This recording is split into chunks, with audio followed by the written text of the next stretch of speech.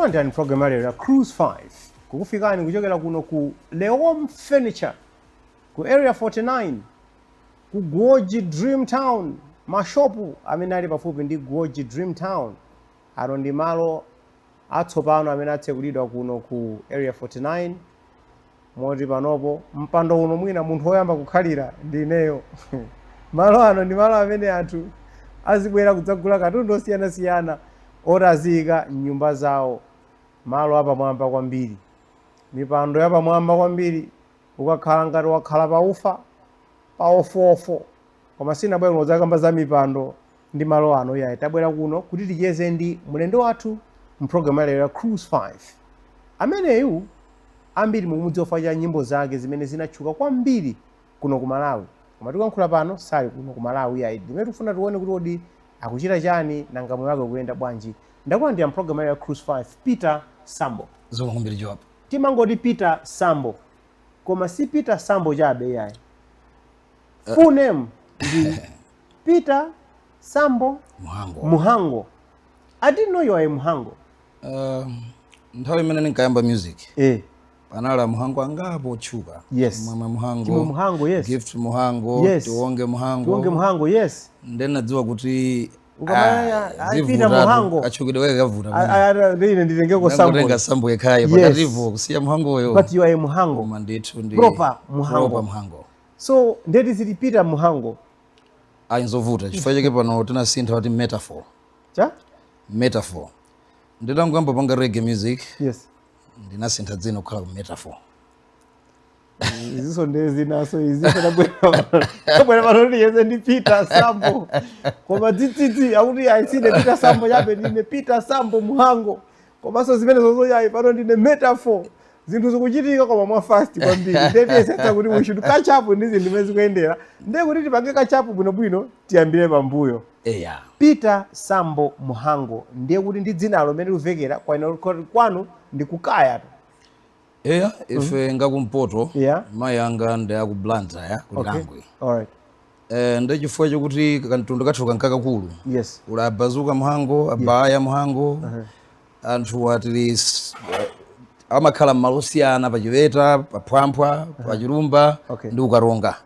So pano kumudzi umene nakhazikika ineyo. Ndikomwe kwa amayi kuti Langwe. Ku Blantyre. Kubadwa ndi kukulira ku Blantyre komweko kapena? Blantyre komweko. Okay. Koma do you ever go up north ukakhala kumene kujanjani? Yes, as a matter of fact amayi anga kukhala ku Zuzu. Okay. Na ulendo wanga umene ndili kunoko Malawi. Yes. Ndabwerera chiliza cha mayi wanga cha bambo anga ndi cha apongozi anga. Okay, fine. Adakali kumpoto. So anthu ambiri kuti akudziwe kuti kunja kuno kuli munthu dzina lake Peter Sambo ndi chifukwa cha luso lako loyimba ndi nyimbo zina zimene unachulutsa chinata chilowa chaka china monga mufunira Thanthwe langa ndi zina zambiri. Koma before kumuona Peter Sambo ngati oyimba, Peter Sambo anali ndani? What were you doing before you became munthu oyimba amene kumudziwayo? Moyo wako wakhala otani? Well, koyamba amene undidziwa bwinobwino I'm a radio DJ. Okay. Nagwira ku FM 101 kuyambira 2000. Kenako nacho kapene pacho katsegula CFC radio. Kenako nakatsegula napita ku MBC 2004 to 2008. Choka kapene pacho nakatsegula Star Radio imene pano mmati Timveni. Unagwira kuntchito ku MBC? Kwa basi. Ngati mulutsi? Yetu. Umakhala pa wireless kupanga introduce ma program ndi zina zote? News anchor. Yes.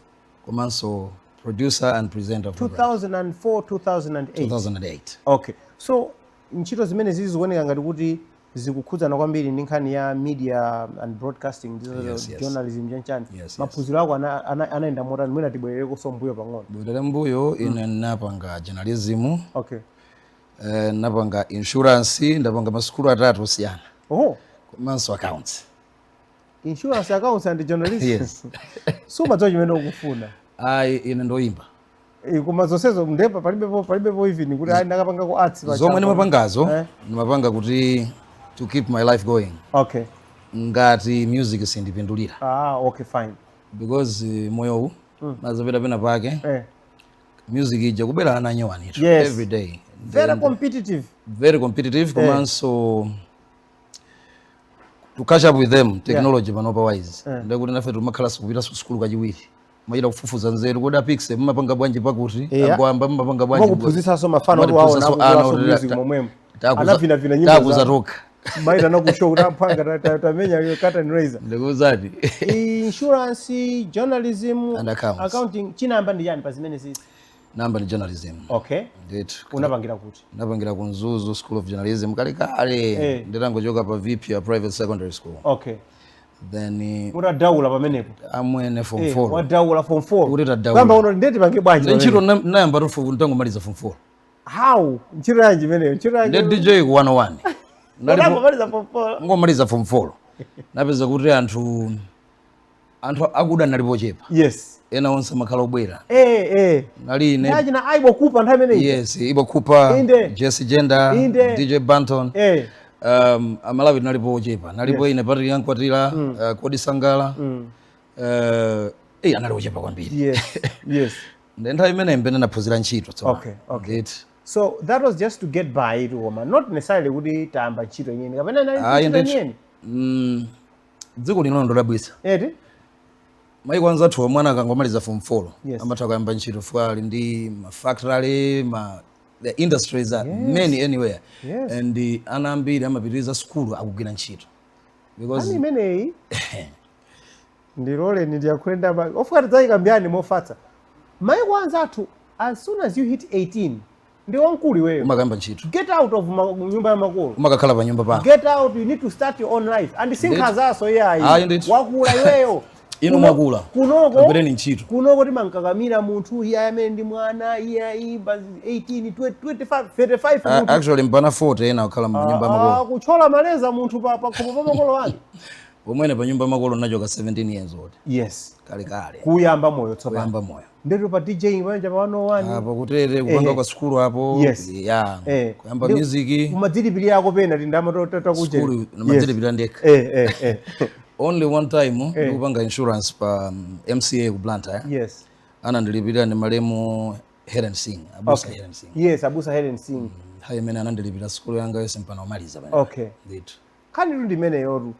Kani zake tizikhanga tikupita kutsogolo kudzapanga rewind udzapita so fa munthu amene kuenda tiucheza naye so moyo wake so wakhala so oneloso kupita patsogolo kudzabwerera kutambira ntchito kumakapitiriza school kwinako amene ndi Peter Sambo Muhango pana kuti ndi metaphor malemba bwanji kodi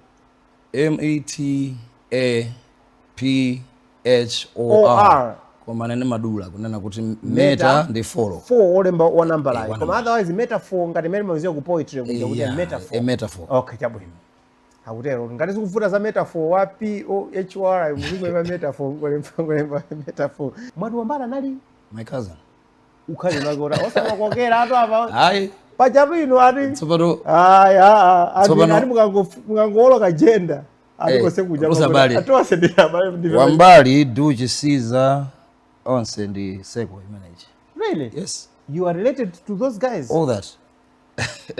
Your Sekwe is very big, my friend. Your Sekwe is very big.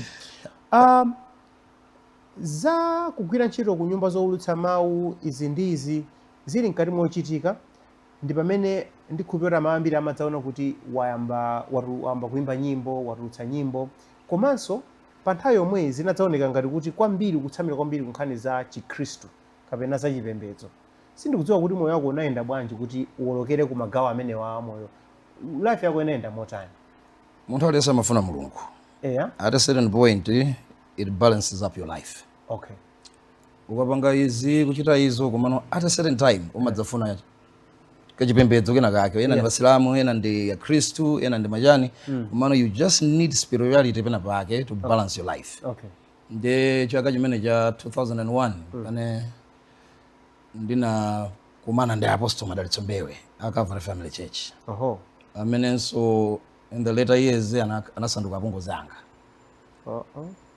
Yetu kani uyatikambe iza zokumana ndiye ndi amene ajaonda mana ndidziwitsa nozopemphera chifukwa sindingadzifuna. Okay. Sindingamudziwa mulunguyo komano tinabadwa banja la chani la chipembedzo. Yes. Nabadwa lonsesepi.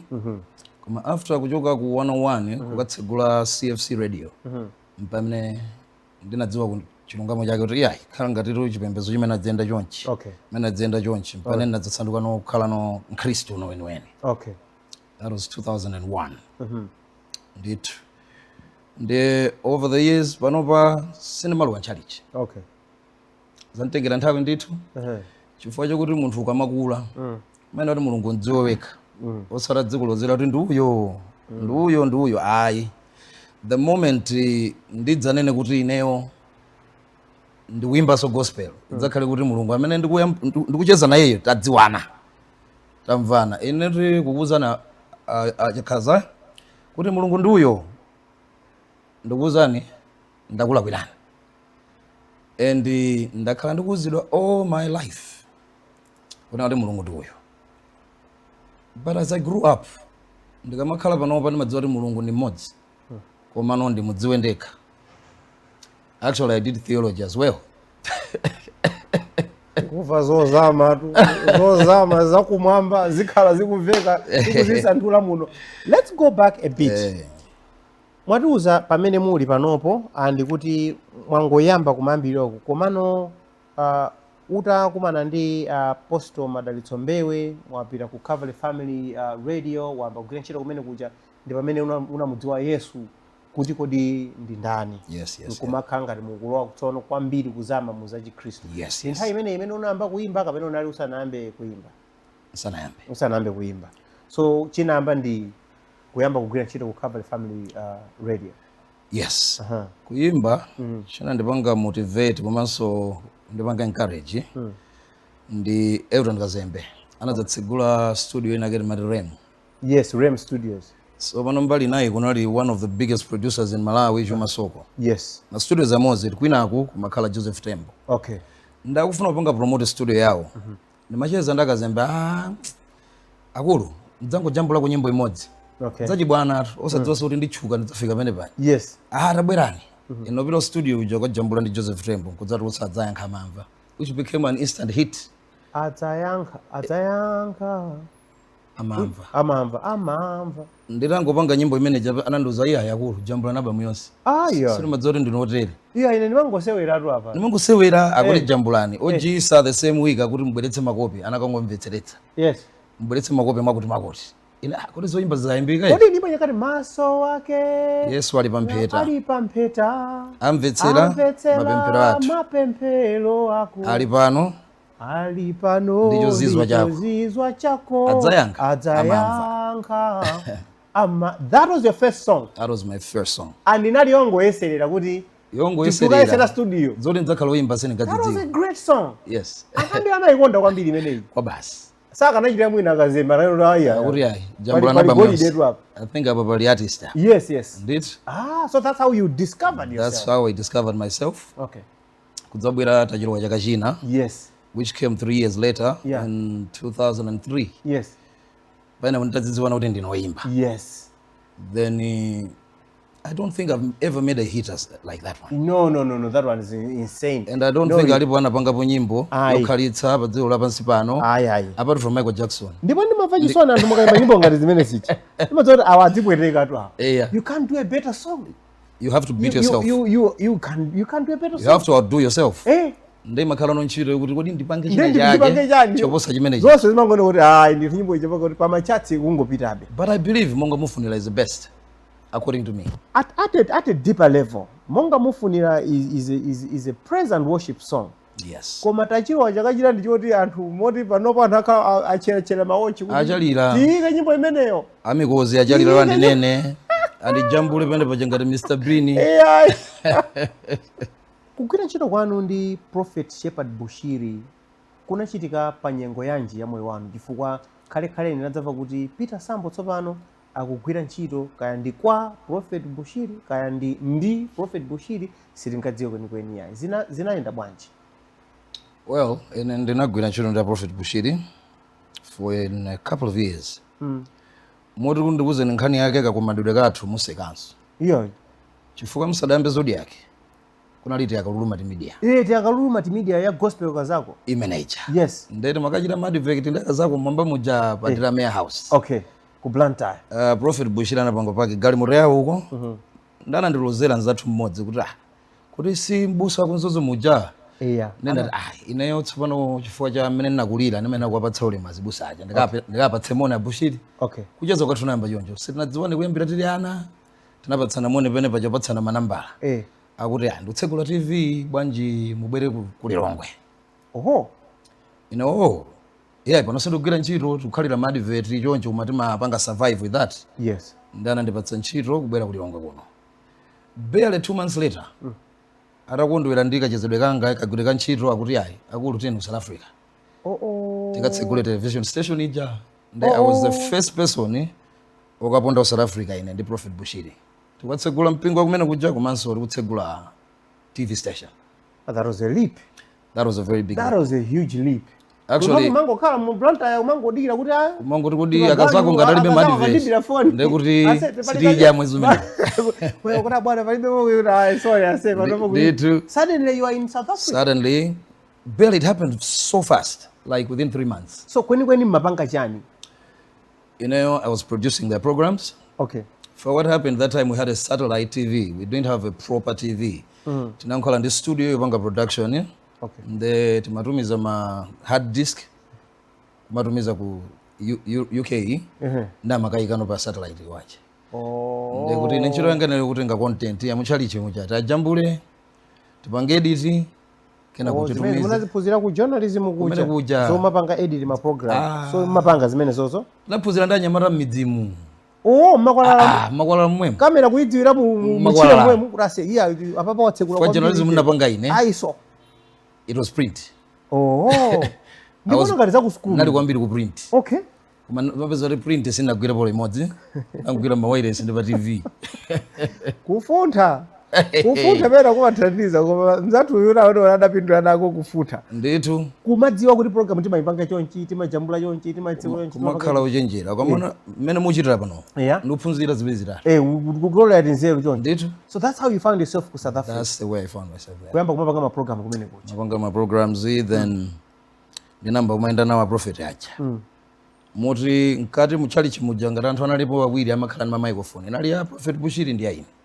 Ndimakuona ni mpopola masuti. Ndete tikamalowa mu service muja. Mapopola masuti. Kodi mkulu chatu wandivalisa masuti. Mapopola masuti. For service ili yosama ndigulira suti ya nyawa. Service ili yose? Ili yonse. Imone kadi kuti suti yayiba ndithu kwala kuti mzathu uyu wapitatu uyu. Tumatubwera Malawi uno kugawa masuti. Tikapeza ena. Akatigulira nswera. Tikapeza ena aliko kuku. Koma khaleni tinadzamva kuti Peter Sambo wachoka kwa Prophet Shepherd Bushiri. Yes. How?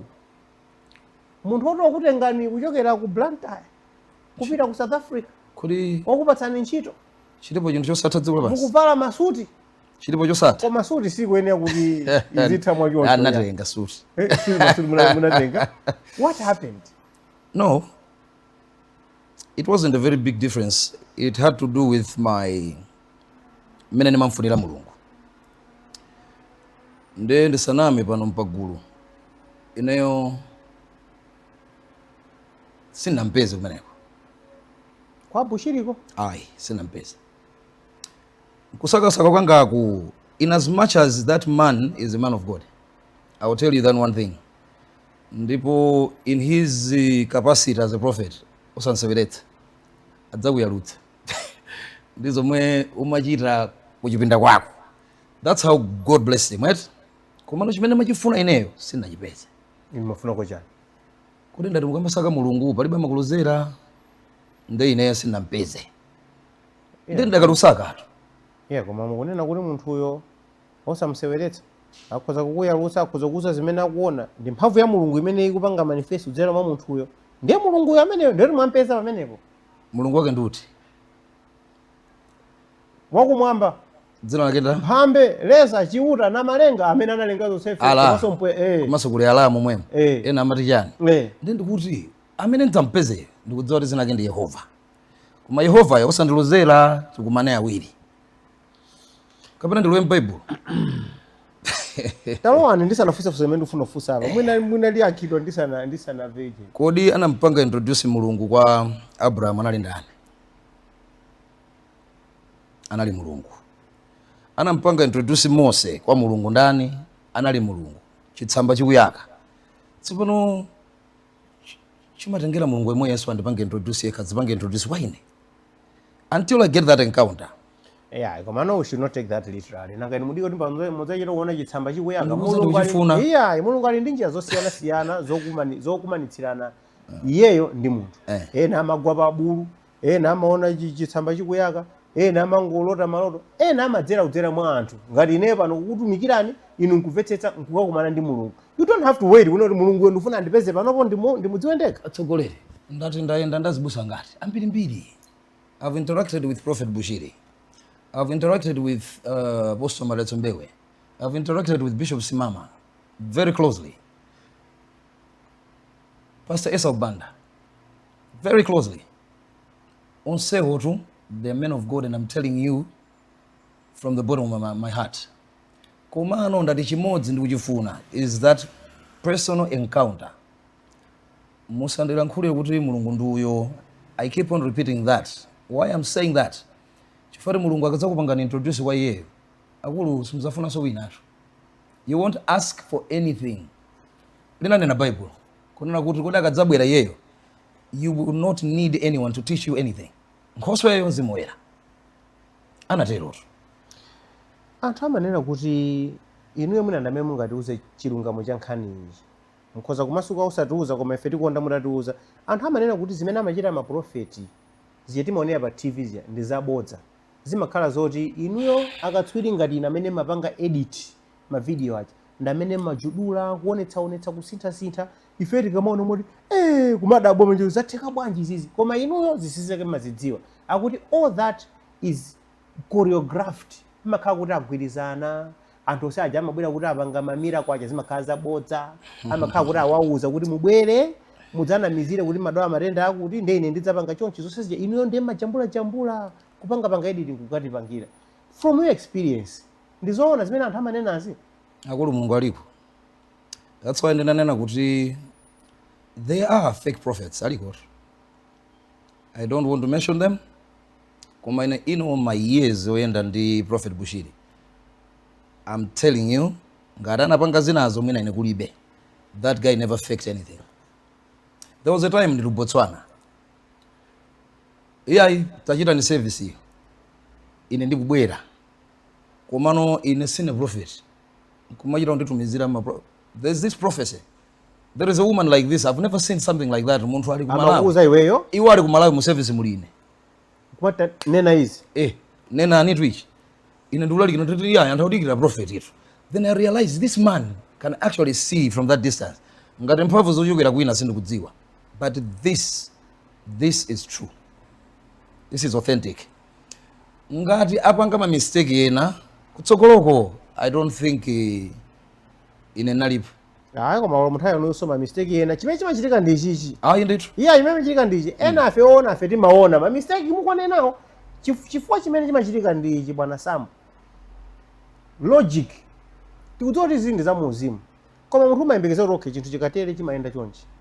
Takati kumva ma prophecy ena ake odabwitsa kwambiri umati come on, this is not a prophecy. Izi zone kuti anthu awawa anakambirana anauzana izi zakuzidziwa kale.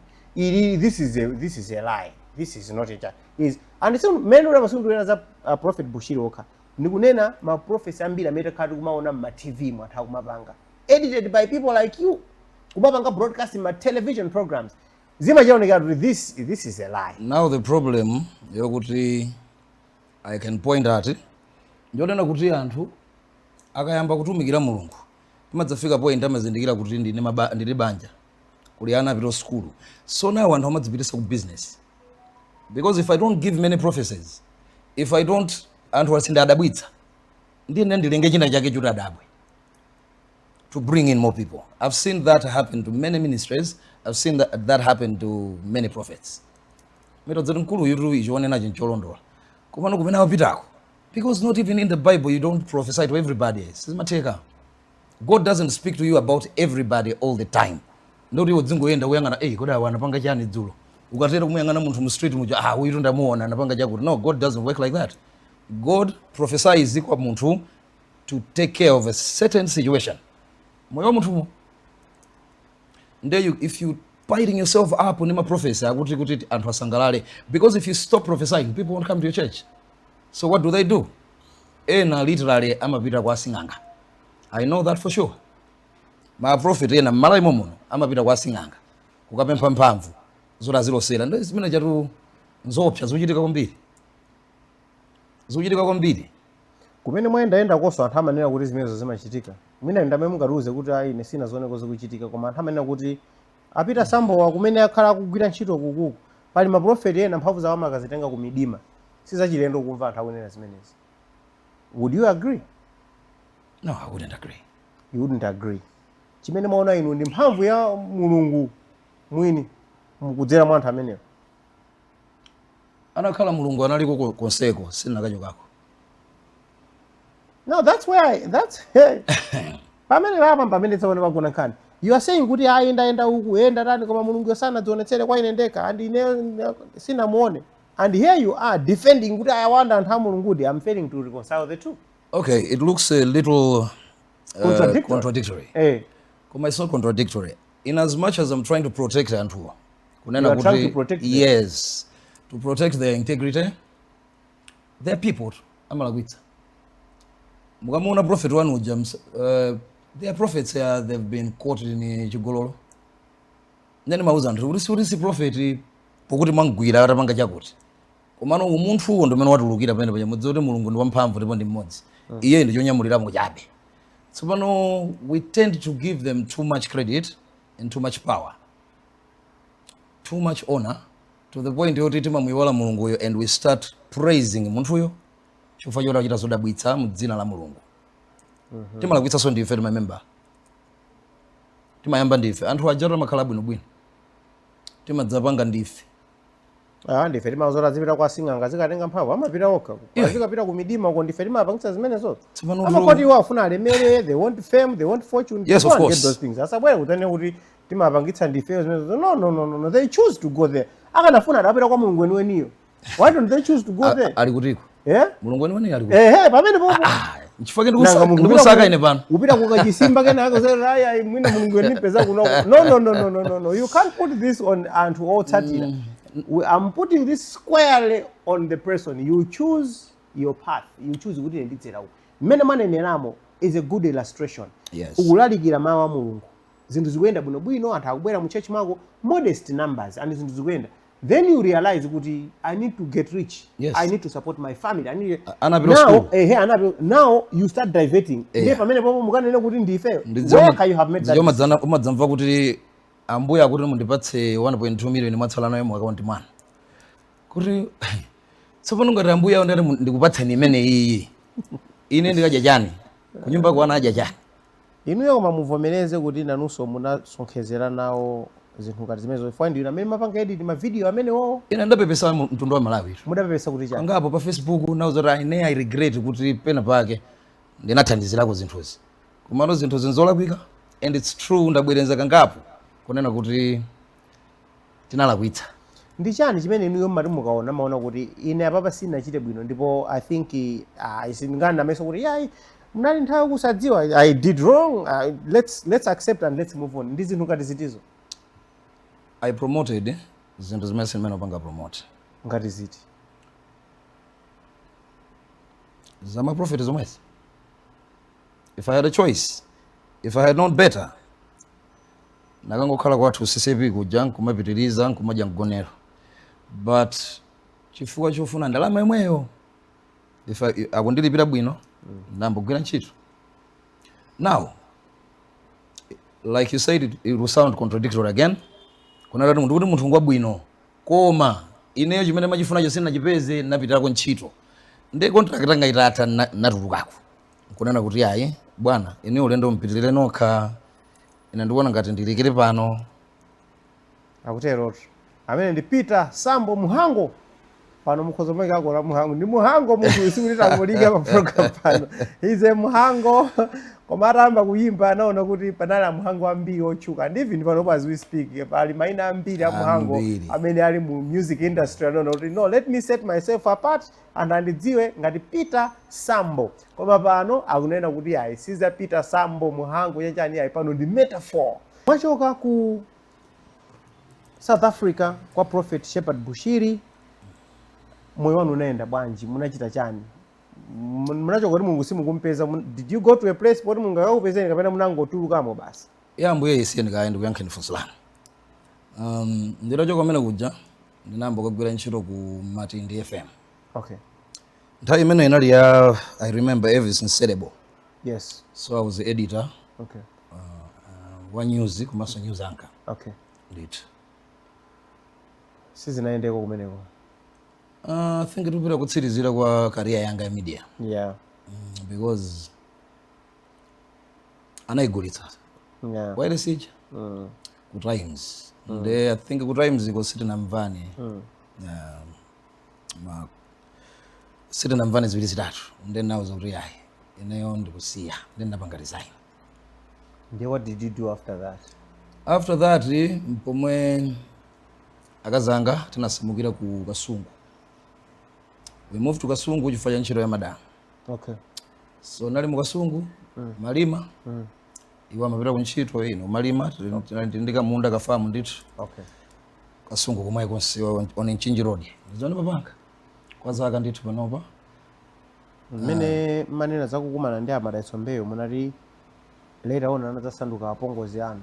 Akaza anu mukwatchula apawa ndi amene munapita nawo ku Kasungu? My first wife, we divorced in 2014. Okay. And after 7 years, mpane nakumana ndakazanga ina. Mudakali nawo pano kapena amene so munasiyana? Tili limodzi ni nyumba. Okay, yabwino. Silimasiya yatu ife. Ndangofunsa kuti amene mwinawo pano ndi omwe wachiwiriyo ndemo mwayanga kuti Ningengetu. Ati samalanda amene. Ati anamwali nde alipodi. Koma ine kapeza nge. Anthu anadabwa kwambiri ndi makhalidwe anu ena ndi ena makamaka mmene mmachita ntchito kwa Prophet Shepherd Bushiri komanso mutatulutsa nyimbo za uzimu zina zotero, koma anthu amakuona ni mukuchita chakumwa choledzeretsa.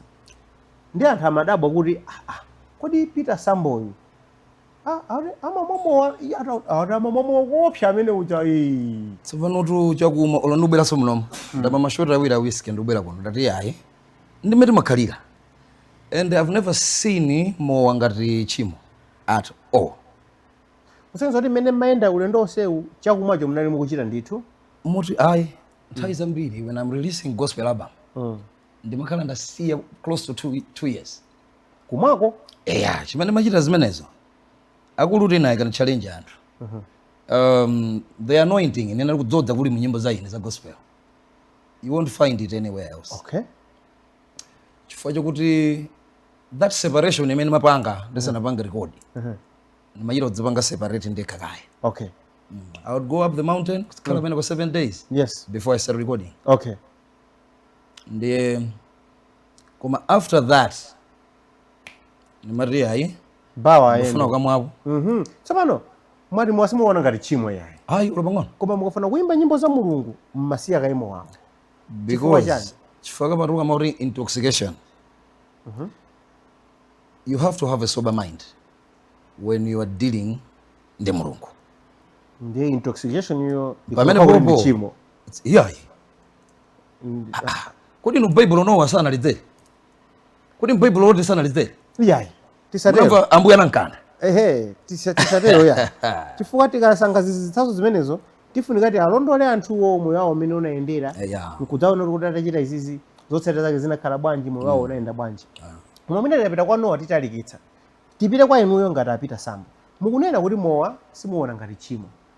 Mukunena kuti mukafuna kutulutsa nyimbo za uzimu mumasiya kaimo mapita kuphiri makapemphera ndipo kutero kuja zimakutsa nyimbo zanu zikhale ndi kudzodza kwa padera.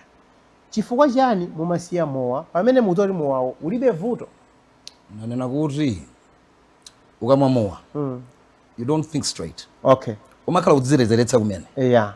So that one sungakayimbire gospel music kapena any kind of music. Kodi kudzirezeretsa si chimo? Ayi. Muri chisangalalo. Koma ndichakumwe chisangalalo. Koma nkakuru wasangalala kwambiri. Uzisangalatsa. Ku extent yoti sungatheso kupanga nyimbo. Kuti ndigwire ntchito iyi ndisangalale modelo. I shouldn't drink. Okay. Ndigwire ntchito ndilembe nyimbo. Ndipange record. Okay. So you are unapologetic about kumwamowa, you don't see anything wrong with it. Completely. Nanga kwa anthu amene mwina amapanga associate ndi kugwira ntchito kwanu ngati kumachalichi, kuimba nyimbo za uzimu, ngati kuti ndiye kuti simukuyenera ndi kukhudza komwe olokatoti kamodzi timashoti tiwiri munenato simukuona mukuziona bwanji zimenezi? Kuti vuto la muwatu ine kwenikweni ndimaona kuti fwa mwana wanga ndine akuluakulu. Yes. Mwana wanga sindingamulolo kamwamowa mpaka nadzambe tulutsa ikhandalama nthumba adzikagula. Ine ndimatulutsa zanga fakene makamwa. Munthu asamagule mowa, asamayambe mowa ngati akudziwa kuti sakwanitsa. Okay. You don't start a habit you can't finish. You can't maintain. Okay. Mwana wanga ndimankanitsa, ana anga onse ndimakaniza. Auza kuti mukadzachoka nyumba, mukadzapita kokhala panoka, pitani mukamwe. Not when we are paying for the school fees yanu. Mudzayambe zimenezo mukadzatuluka nyumba. So panopo muli muchakumwamo? Timachita. Foja Pang'ono. Foja kungochita moko koma chakumacho kwambiri. Now, munanena kuti munatuluka muizizi chifukwa kuti mukufuna kuti Mulungu mumudziwe nokha, mudakali mu process yomusakasaka Mulungu sanaonekerebe? Tusakatu. Akafuna kudzionetsera ikhadzadzionetsera. Akafuna ndidzudzula dzandidzudzula. Chifukwa munanena kuti muchalichi nasiya kupita. I think something like that. I don't go to church, I don't have a church. Yeah, so zinakhala banja. I want to understand that kuti mukudutsa munyengo zorani moyo mwanu kuti muzinena kuti nasiya kupita ku church. Ine ndoimba reggae pano. My name is Metaphor. Okay. Reggae is associated in the spirituality. Okay. And nimapemphera ndikakhala nyumba. Nsana jaja kuja nimapemphera. Kumano ku reggae music kumene kuku. Sinalowe ku reggae music ngati chipembedzo. Ine ndine Kristu weniweni kumene maimba reggae panopa. Okay. Ndiye because of that ndofuna kuti ndizunguze ndekha kuti ndizipita kuti. Kuti nyimbo za reggae andivomera mipingo yathu iyi. Tsopano izi namanga kumuntuzi zingongozi. Ndiye kuti kuvala ndoloko. Sati tamangitsa. Ndaona ndi mavala ndolo. Eyetu. Ndolo za blue. Komwe ndikukhalako ngakhale mzibambo wa 85 years amavala ndolo. Mukhala kuti kodi? Ndikukhala ku United Kingdom, ndikukhala Nottingham. Amavala zibambo? Amavala zibambo. Azibambo 20 andevu chonchi? 8 years. Kuvala ndolo. Avala ndolo. Kunomba mwaza ka eri ndi mambo akulu kwambiri kana. Agogo amenewa. Yetu. Agogo kuvala ndolo. Ndolo ndithu. Amuna. Ine pano ndidzaka 45. Koma mukuvala ndolo. Ndikuvala ndolo. Ndine mwana wanga oyamba 21 years koma ndikuvala ndolo. And that's okay. That's okay with me. As an artist, as an entertainer. Yes, it's okay. Akavala arakeri mmachivomereza nyimbo zimamveredwa. Koma akavala Metaphor kamene pita sambo. Koda avala ndolo chifukwa chani? Kasinkhani ndikokulira nanga inu munakulira kwa arakeri muzitizikupanga ndikompea ndi arakeri. Inu moyo wanu takuona ni mukuyenda mukeni. Iwo uzipanga kopea ndi arakeri. Iwo mathamanga ndi microphone. Mecha ubabu timakuona kupanga ngejazo. Kodi madzoli nalini? Kodi zimaoneka kuti naline? Wamba uvala ndo ndelisa kudabo kuti iwe. Ukufala kwanje ndo zenezi. Ningesa kubisala ndo pamene. But that aside, ulendo wanu saka chali chimene chingavumereze mangongo wanu uone kuti watenga nthawi tonanga meme munenderamo. I didn't think it needed to get to that extent kuti mpaka ndingosira ndipita kuchali chikomweko. Maka ku UK mukunenako kumene konde machachi. My wife is an Adventist. Okay. Once in a while ndimaperekeza madamu chali chiwawo. Mmalowa ndithu mene muja? Anandiloleza ndithu ndapeza tsiku limenelo. Amene ali pa Gomeyo akupempheretsa. Ali ndi dread yoposa yangayi. Ni kulimba mtima kuti ndati kuma mpingo su. Wakudyetsa mawu mtsogoleri koma tsitsi lopota libera mmapewa. Liluku ndati nawo zakazanga ndati once in a while ndidzilowa nanu. Ndizibwera nawo kumene kuku. Chifukwa chokuti they understand kunena kuti Chikristu si zomwe wavala. Si mmene uonekera. It's a condition of your heart. Tateni tisanasankhe nyimbo number 4 tipange unpack uje nimene chifukwa choti ndimaona ngati pena kumalawi kuno timaweruzana unfairly from where I'm standing. Timaweruzana a bit unfairly. Kwambiri ndimaona ngati kuti kumalawi kuno takhazikika kwambiri pa maonekedwe ya munthu. Ani ndimaona ngati kuti tinagwa mu trap yonena kuti timakonda kuphatikiza chipembedzo, chikhalidwe, miyambo, basi timangozi kulunga zonse zija and we package it as one thing. Yes. chifukwa choti mwina pachikhalidwe chathu izi sizololedwa ndoti mwina kutchali chiso sili kuyenera kupanga zimene zicha chifukwa kuti kutchali chakuletsa izi ndoti pachikhalidwe ndi zimankhanga kuti munthu amakhala opanikizika mwachitsanzo zimene kunenazi kupota tsitsi amalawi ambiri sangakutengere serious chifukwa amaona ngati kuti ndi wosuta chamba ndi wosokonezeka ndi woyambitsa zipolowe suganiza molongosoka kuvala ndolo munthu wamuna anthu anena kuti zimene zozo ndi uchimo ndiwe wasataniki ndiwe gay kapena mutu wako suyenda bwino amaweruza ranthu mzimayi kuphoda kuvala zina kupanga zina zake kuti ndi hule ndi chani kuvala trouser so ndimaona ngati kuti anthu takhazika kwambiri pamene munthu amaonekera iniyo experience yanu yakhala yotani it's hypocritical kwambiri eti because the same people amadzadza chalichi they're the same people amakakhala pa bwandilo on another night ayo wakuchachisanga khale anzona zimenezi ayo kuchachisanga pita pa bwandilo ngambirimbiri ali mmachalichimo amara akachezacheza bwandilo paja Sunday ija amakasintha adavala chonchi Sunday amakavala yapa ndanamiza zake ndani pene kupita ndi matsira muchalichi kuti msumamwe ya ndikufunsa kuti kupita ndi matsira muchalichi matsira matatu muchalichi momwemo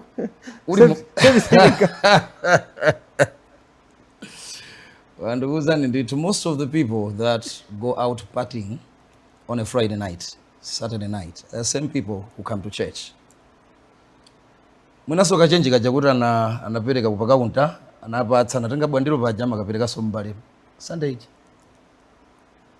tisitani kwenikweni palibe chimwe tikachite kuchalichi ndi kuchipatala amene anthu abwera otero aja okay chiweruzo chija chimalakwika pamene popo because it's the same people ino mnayika chipatala apa iyayi mukapeza matenda mdzibwera kuno mdzachire ndi munthu apita kuchipatala ndi muzoti kudiwe bwanji ubwera kutsimphina kuno udzataniko kunoko mutu upweteka chifukwa chani kuti abusa simesa mnayika chinthu ichichi ndi mchipatala inu yesadokotala athu fake tabwera kuno so it's being hypocritical wanena anthu amene amavala chonchija kuchalichi because pita ni madina it's the same people avala siliti ku dinako koma tsiku limene akalowa mchalichi amakasintha akuti ayipoti zimakanizidwa chalichi zabodza it's being hypocritical kapena mwina we are trying to create an ideal society kuti tizivala chonchi tizioneka chonchi tizikhala chonchi mwina nchifukwa chake anthu amanena kuti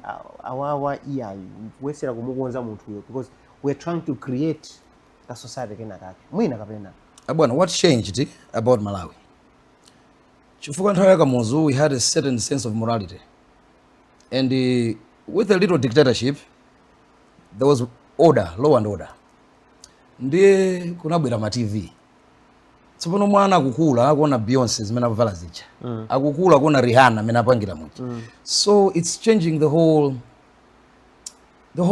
paradigm ya traditional yeti anthu the way timalionera dziko pano si mmene tinkalionera ma 80 ife tikubadwa yes it has changed singamuze mwana wanga kuti chikhalidwe ndi ichi atiuza kuti mudatikira tu TV apa channel wa amavala chonchi kapena kuti iswe ma TV ajana samaonera ma TV so we cannot change anything it's called trend yes amatero masiwa tikachiona chinthu pa television paja ana amachikopera chimenechi yes with years chinthu chimakhazikika as a norm timachivomereza kuti I think kuchita chotere it's okay now with time it's happening like that we can't change it singasinthe akutero tu mbusa metaphor utagwiraso microphone kuima pagove kupantha mawu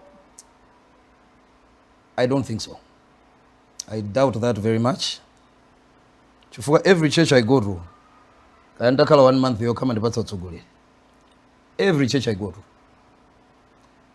ndi mathawa chifukwa cha utofuna kubwera kuti wakhala kuchalichi kuja kumbuyo sindithera 1 month all service yomwe yoyambirira andirenga akandika utsogolo uja ndabusa munthu ndabwera ndi mlendo tu anayesera ena ake zimene zokuthawa kukakwera bwato kutani ajangatayo nacho anapeza kuti azati inutu mungodzivutitsa muthawira kuti iweyo and that's my favorite Bible character anayesetsa let's give him credit the guy tried koma anaenda kuti ayi matsopano maona kuti zimamba panga ambuyo eh wakagwira ntchito ija kumudza kuti ayi basi eh ulendo unapita uja unakangokhalanso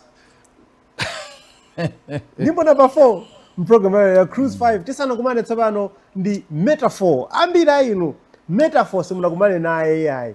Amene mwamuonayo ndi Peter Sambo. Pano tikumana ndi Metaphor. Ku UK munapita kukatani? Mudangochoka kachetechete. Ife mafans kuti siya usaditsazika iyayi. Kungoti pyo mukadakhala fani wanga bwezimtadziwa oh yeah mudatisiya pa mtetete ife. Mudatisiya manjani nkhosi ya Sambo. anambopita ndi madam. Okay. Okay, after some time tukhala kasungu. Yes. Life was getting a bit harder. Okay. Yeah. Zinthu sizimayenda pena pake, then we started now as a madam ndati ino munali ku UK kumweya kumbuyo mu. And bwanji tiyambeso tipite kumene tikaonete maganyu kumakwanitsa manga kanyumba Malawi chifukwa masalari ya ku Malawi kuti umange kanyumba ndekuti zikuvuta ndoti ukuba pena pake ngogure nanga inu kumalandira 300,000 mumanga nyumba yotani si kitchen imene uzigawako si kitchen imene uzigawako zina kusevako zina antajere zina ma project achitukuko ndikaganiza nde madam anatsogola ine ndinapita panoma ndatha ku 1.5 years. Okay, yabwino. Ine ndimagwira ti maganyu tanga ndili pa visa ya madamo. Okay. So tikhala ku 5 years. Okay, yeah, tikhala 5 years tidzabwera pa Malawi kuno kapena with the option of extending contract. Moyo uli bwanji kumeneko mwapezako kampumulo kusiyana ndi mezina lili kuno nkokoma ete nkokoma ngakhale ndathawa ndi winter ino faka ndaganiza kuti ndibwere ku Malawi kulidzuwa ku snow akugwa kumazizira kwambiri kumeneko kumava kuti mpaka na snow mpaka na kutuluka kuti ukhala kuponda pa ufa nditu kuti kuzizira fika muti mangokhala nyumba chitseko ya nyumba chitseguke kukanika watseka aye zikunjako watseka oho yetu ndati magwira maganyu nditu mene kuchi. Okay, and we're doing fine now. Okay. We're doing much better than mene nali ku Malawi kuno. That's why I started promotion company yanga ya music. Okay. We are signing one artist in Blantyre wina ulilongwe kuno. Okay. And naputi nayamba reggae as Metaphor ndakonza show kunzuzu. Oho. Ine Black Missionaries, Queen Fire, ndano Trumel, ndarenga nyamata mbiri Michael Mountain, yes, Ane Matrumbi, Chizmo Njuchi. Yes, it's my ndayambitsa festival ma Reggaeland ku UK iliko. Reggaeland Malawi. Okay. The next year tukupanganso pa Bingu Pompa. Okay. Pa Bingu Stadium. Okay. Koma dzakhala one international artist, we are still talking to them paja ndovuta kulipira ndalama. Kwambiri madola. So we're trying to bring in Alpha Blondy next year October. Oh. Indeed. That's the plan. Witness the rising sun at Masada. Yes. Litadzukira padzuwa la Masada litadzukira palilongo pomwepo. Tell us more about Metaphor. Metaphor, one ndi ndani kuimba kwanu anthu akukudziwa koma kuti mungachita kufika poti ndakhazikika mu reggae ndikuona ngati ndi zimene mwina amaambiri akhoza kuti kodi mfana uja kani anatenga cheni imene because kwamba jamakhala ngati maimba nyimbo zosiyana-siyana ngati chayamonga mufuni atachita apa icha maso anu those songs ndizoti ndi zamba zosiyana-siyana koma pano muonera kuti tsopano munakhazikika mu reggae. Ndakhazika ku reggae ndipo ndabwera kudzakhala. And usually I keep on saying that I will be one of the greatest reggae artists in Africa. International artist. In a few years with working on and panga Polish career yanga. It won't happen overnight. I have to learn kwa anthu amene alipo kale. Okay. There's a record company in London. They're trying to record to kurandipange sign. Yeah. Komano they want me to give them content. Then I'm going kumene ndatutsaba kumene ma videos na jambule. That's why I decided to let me go home. Ndikapange show imene let them ndaonetse how I handle the stage. Fucking natenga Black Missionaries yokuti they've been on stage for a long time. I've been in music for over 25 years now. Yes, yeah. Ndiye ndikufuna kuti kumene kuti kaonetsane kuti kata kwendani pa stage imene. Pa stage pamene vandana matopanga command attention ya audience. Chifukwa ma artist ndachula pa samasewera. Komano ineyo I take myself as a performing artist more than a recording artist. Okay. Because of the way I carry myself on stage. Yes. Yes, I think history can show you kuti I'm very good on stage. Komatu nena chilungamo za metaphors kumaye kunathambisa kuzidziwa most of your music imene chuka ndi zakale when you were still Peter Sam. Iyo simudzidziwa nyimbo zonyowa netu. Simudzidziwa force number one. Mumayimbira ku we are promoting in the UK. Amene ali kumene kujama promoting in the UK. Zidaka zitafika kale kumalawi kuno. Nanga tsopano umakamvera chanthu mashow. Tafungani nesa anthu azidziwa kuti kuwabwera metaphor kunja kuno people know Peter Sam. Ino murapa interview kungota. Ndikupatsane mashow muone ma video ya mashow amene ati machita amene uchi. Mashow okungana kwambiri. Etu. Yeah, kumene kuona kasazunga makuti tikaone wamangongo uja. Kuno kwa anthu azeri iziso ndeziti. If they are able to book you ngututsa ndalama yawo ndekuti they are convinced you are going to deliver. Okay. Mzungu sanga kutulutsa paundi. Yes, mapatsa. Zathu aja ndakhakha. Etu. Pamene patulukira paundi ndekuti wewe unavina pamene ndekuti kangati unavina. I started like this nimapita mu karaoke bar. Okay. I used to go to karaoke bars with my new music. Yes. Nde akamaimba muja ndi muza DJ taika niko ndikanyimbo akankanga. Nemari ngatelo anthu aja nyimbo yabwino ndakwenda ndikhale pansi apa ndamva. Anzathu naka ndi bus kuntunda uko. Yes. Tatena kakuonera. Yeah. Nayamba pang'ono enjo maimba mu karaoke bar until anamba mandilipira kwa 200 pounds. Yes. Tabwera mudzembe usiku wa yes. tsiku lakuti and pangapo buku apo basi like that I'm building my profile. That apart from growing yourself as metaphor, masomphenya yako ndi otani pa nkhani za you seem to be passionate ndithu ndi luso la mandido kuno ku Malawi. Yes. And reggae is a good choice I would say. Komano personally ndikuona ngati reggae yakhala ngati yafokako pakati apa. Ena akhoza kutsutsana nane komabe ndikuona ngati kuti black missionaries mwina ndi imene ikuoneka ngati kuti kumangirirabe kumbali ya reggae. Komanso even black missionaries yonso ndiyoti nawonso ikubana ndi mafunde olimba kwambiri anthu ndaona anthu akumenya ma reviews ena ake. Koma ukamapanga scan pa horizon ya reggae ku Malawi pali ndithu ma artist angapo koma silinganene kuti reggae is commanding attention ya anthu kumaye kunoko yayi. Anyamata ambiri adzuka ndi afropop ndi zina zotero. So panopo muona kuti magulu achina na Madingo Osewa, achina Onesimus Osewa, ma Pixem Machulacha, achina Eli Njuchi, Dremo. The top names Malawi panopo ndi anthu ota kuimba zamba zinazi. Kurege ku imukono kuti masomphenya anu ndi otani? Bwana, that's the reason why ndabwera zapanga promote reggae Malawi.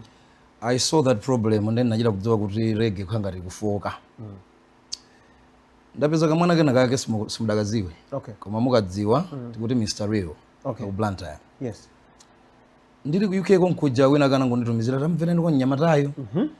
I don't think that guy is level ya Malawi music. Not at all. Yeah.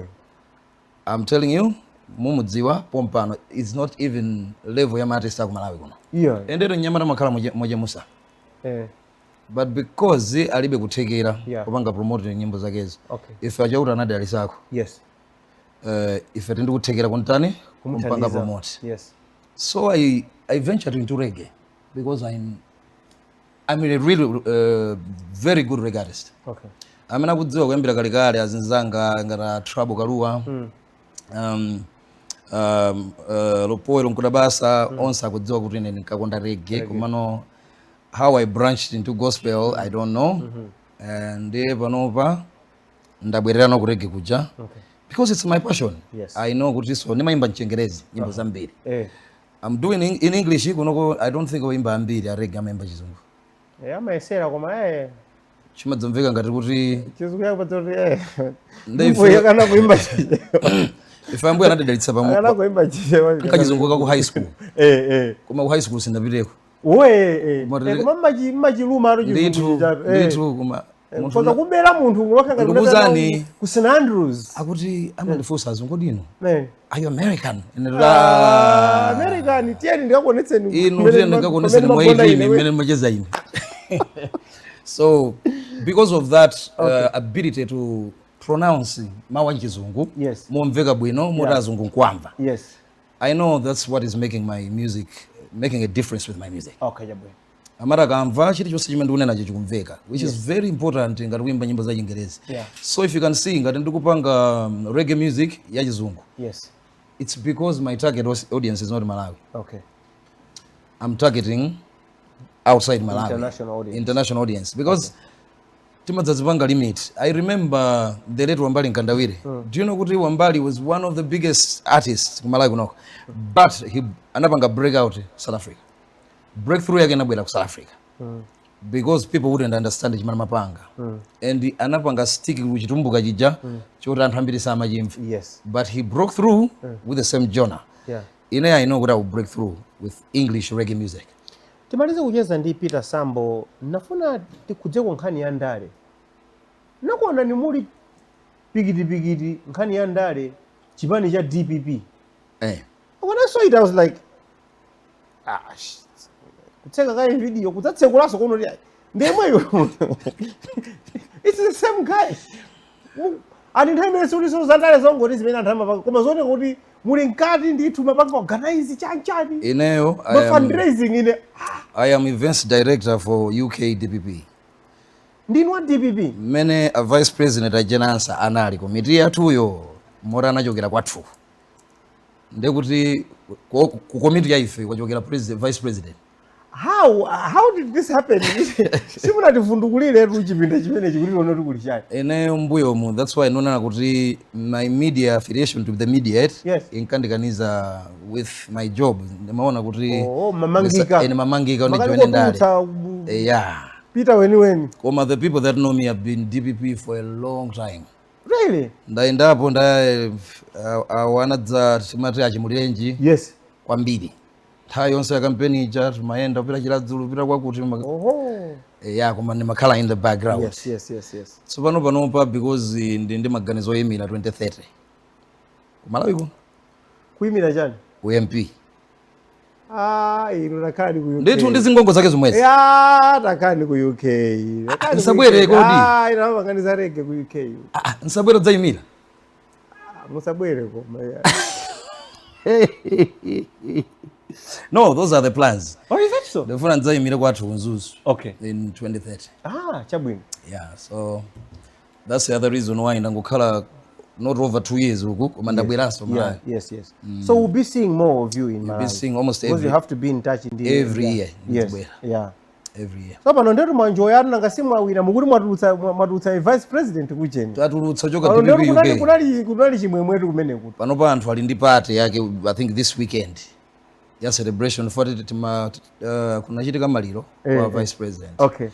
Nde tinapanga postpone. Nde pano poti malirowa akubwera kumalawi kana. Okay. Nde kuti uko kwapanga celebration. Kukhala chimwemwe kwambiri kumene. Osati masewera. Kapena kubwera kundizandale zomwezo kapena sizikugwirizana. Zikugwirizana pena pake. Koma like I said kuyambirira kuti I put my family first. Okay. Nde ndikubwera kudzapanga chiliza cha bambo anga komanso chiliza cha apongo zanga. Kena kono zizibwera zinazi. Akutero amene uyu ndi metaphor wachipani yuka kapena ndipita Peter Sambo Muhango. Siku limene zabwera pa chifukwa cha chipani mdzamva. Mdzauza kuti achakazi tateni tikambirane za chipani tsopano. Tamaliza yonse kucheza kwa 20 Peter Sambo Muhango amene pano tsopano akuti ndi metaphor ambiri ayina amene unapangako za poetry mukudziwa za metaphor. Koma yeye akuti ngati artist anajudula choncho kadzina kachamalemba meta nkulemba ka 4 kake as a reggae artist akuti yayi ndaona kuti ku Malawi reggae khangati kufoka tufuna kuti tidzutse komanso zambiri zimene akuchita moyo mwake. As we are winding up, I would like to ask you a set of questions to which I would like you to answer by just saying yes or no. But first I want you to tell us your full name. What is your full name? I am Peter Collins Sambo Muhango. Do you have any tattoos? No. Do you have any piercings? Yes. Do you have children? Yes. Have you ever shot a gun? Never. Have you cried over someone? Many times. Have you fallen in love before? All the time. Have you killed a chicken before? Never. Have you gotten into a fight before? Many times. Have you gotten any surgeries? Never. Have you ever been hospitalized? Many times. I'm human. Have you donated blood? Many times. Do you know your blood group? Yes. Have you ever smoked weed? Once in a while. Do you smoke weed? Never. Have you ever drunk alcohol? I drink. Do you drink alcohol? I do. Have you broken someone's heart? I don't know. Have you had a crush on someone? Yes, I do. Do you have political ambitions? Yes, I do. Do you want to be president of Malawi? No, I don't want to be president. Koma ngofuna UMP okhawo. Yeah. Tamaliza yonche kucheza kwathu ndi Peter Sambo ndikufunira mafuna abwino pa zonse zimene ukuchita. Thanks, Job.